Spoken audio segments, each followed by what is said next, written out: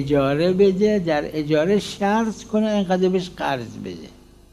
یعنی ببینید اجاره میده، خونه‌ای که فرض کنید 10 میلیون اجارهش میده به 1 میلیون، عقد اجاره اشکال نداره، اما میگه من اینو به شما به 1 میلیون اجاره میدم نه 10 میلیون، به شرط اینکه 200 میلیون به من قرض بدید که به جای اون رهن.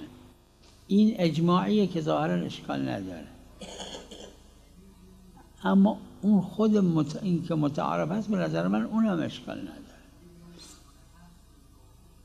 نه شرط در اجاره است، نه شرط در قرض.